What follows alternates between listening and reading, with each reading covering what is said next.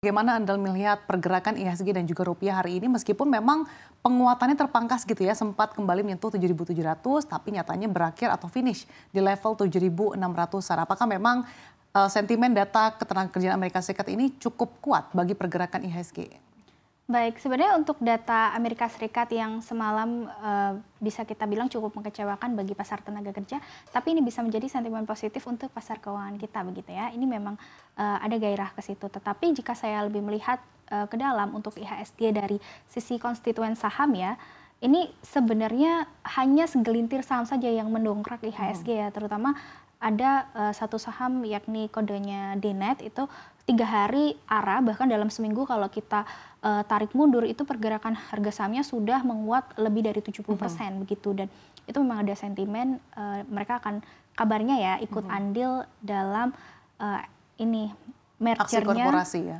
Friend dengan Excel begitu. Jadi kita perlu mengantisipasi juga ya bahwa IHSG yang pergerakannya tadi 7.700 kemudian kempes lagi ke 7.600, ini masih ada potensi koreksi jika nanti beberapa emiten yang mendongkrak hanya segelintir saja. Jika mereka koreksi tentu ini bisa mengakibatkan IHSG koreksi juga. Oke, jadi bisa dikatakan booster IHSG pada hari ini karena didorong oleh pergerakan saham DNET yang bahkan sudah menguat 3 hari beruntun. Kalau kita lihat dalam sepekan bahkan sudah 85% ya Tasya. Tapi prospeknya seperti apa sih saham DNET ini, utamanya mungkin juga saham-saham telco lainnya?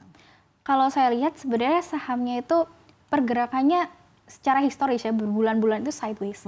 Kemudian 3 hari itu naik cukup kencang, dan ini kenaikannya kalau kita melihat secara candle monthly atau mungkin secara weekly ini sudah 90%, 90 derajat maksudnya ya.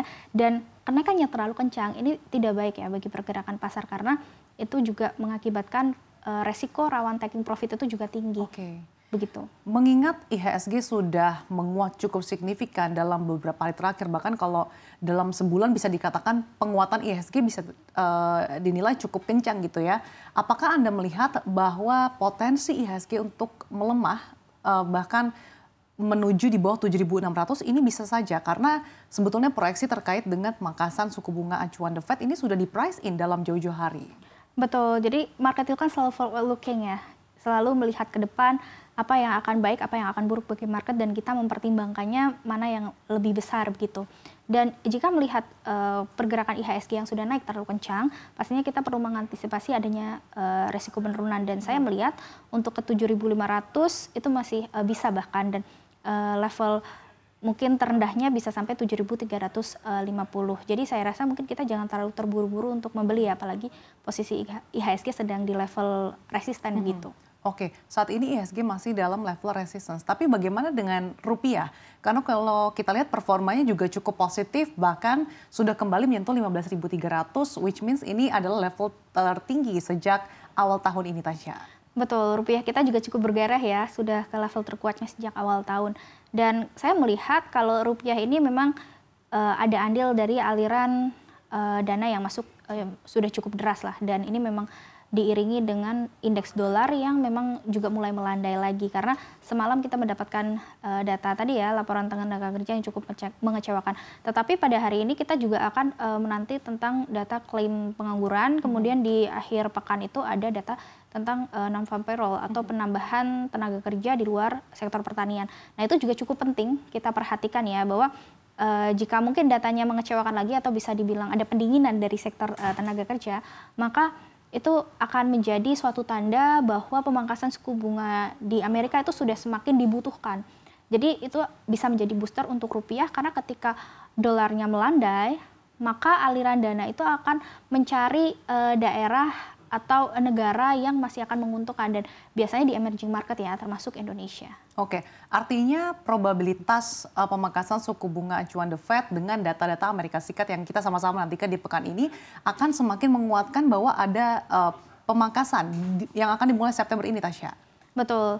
Jadi kalau kita bicara soal probabilitas ya, menurut CME FedWatch itu yang tadi saya lihat sekitar pukul 11 siang, itu sudah berada di sekitar 55% untuk pemangkasan suku bunga sekitar 25 basis point. Jadi saya juga cukup optimis bahwa di pekan kedua ya kalau tidak salah, The Fed akan mengadakan pertemuan yang sangat kita nanti-nanti sebenarnya, dan ini tuh sudah kita nanti dari awal tahun, bahkan di mana tahun ini akan ada pemangkasan suku bunga. Dan memang ini pertemuan The Fed kan tinggal 2 kali aja, tinggal di September dan Desember. Jadi kita harapkan bahwa di bulan ini akan ada pemangkasan sehingga nanti di bulan depannya Bank Indonesia bisa menanggapi dengan lebih positif, di mana kebijakan moneter akan semakin dilonggarkan. Apalagi mendekati pilkada, biasanya kita akan membutuhkan pacuan likuiditas yang lebih tinggi. Oke, dengan adanya ekspektasi pemangkasan suku bunga The Fed pada pekan kedua September yang akan diikuti juga oleh Bank Indonesia, seperti apa Anda melihat proyeksi IHSG dan juga rupiah secara teknikal khususnya di akhir perdagangan pekan ini?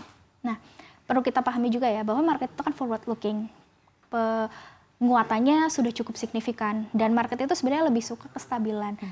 Sesuatu yang naik kencang pasti dia akan ada potensi turun terlebih dahulu untuk kita lebih sehat lah pergerakannya. Jadi saya rasa kemungkinan koreksi baik untuk rupiah maupun IHSG masih akan ada potensi karena perlu kita pahami juga bahwa suatu bank sentral ketika mereka melonggarkan kebijakan untuk maju likuiditas itu berarti dalam suatu kondisi ekonomi sedang tidak baik-baik saja.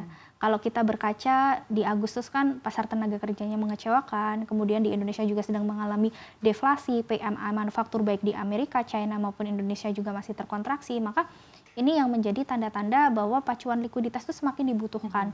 Memang itu akan membuat kontraksi pada market juga ya biasanya menjelang pemangkasan, tetapi biasanya nanti berangsur-angsur pacuan likuiditas itu akan membantu market untuk pulih kembali sehingga jika ada pun koreksi itu malah bisa menjadikan kita suatu peluang untuk beli lagi. Momentum on buy weakness gitu ya.